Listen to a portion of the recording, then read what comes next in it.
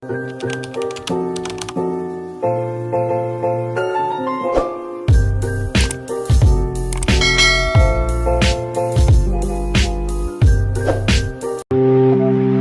para makita din siya. Good morning po, sir. Oh, Liam. Ikaw pala yan. Napadalaw ka.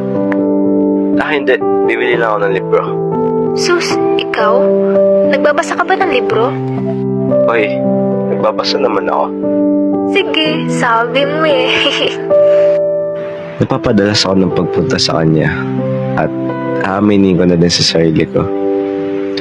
Nagugustuhan ko na siya. Kaso, nahihiya ako magsabi kaya halos kada linggo bumibili na ako ng libro sa kanila. Papadalas ang pagbili mo dito ah.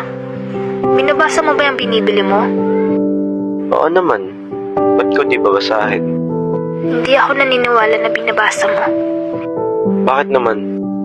Basta, alam kong hindi mo binabasa yung mga libro. Ewan ko kung anong ibig sabihin niya dun. At di ko din alam kung paano niya nalaman na hindi ko talaga binabasa yung mga libro. Pero bukas na bukas, aamin na ako sa kanya.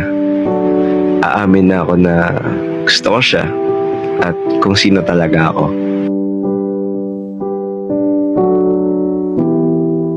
Papunta ako sa tindahan nila nun para sabihin sa kanya na nararamdaman ko. Nang biglang may bumangga sa aking kotse, agad-agad akong dinala sa ospital nun para gamutin. Magaling naman ako. Nandito nga ako ngayon sa ospital, sinusulat yung diary ko.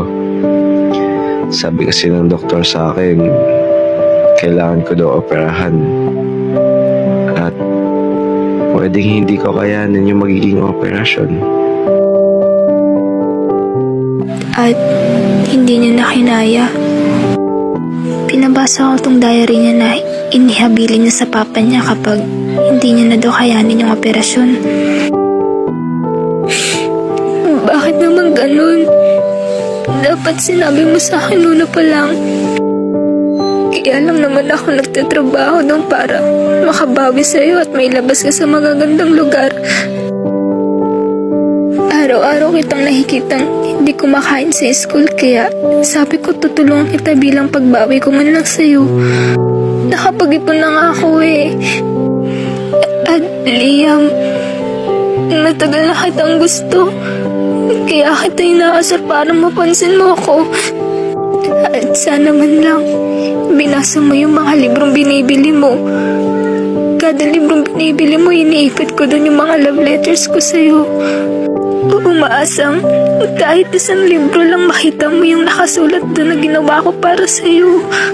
Sorry, Liam, at hindi man lang ako nakabawi sa'yo. Mahal kita, Liam, at patawad.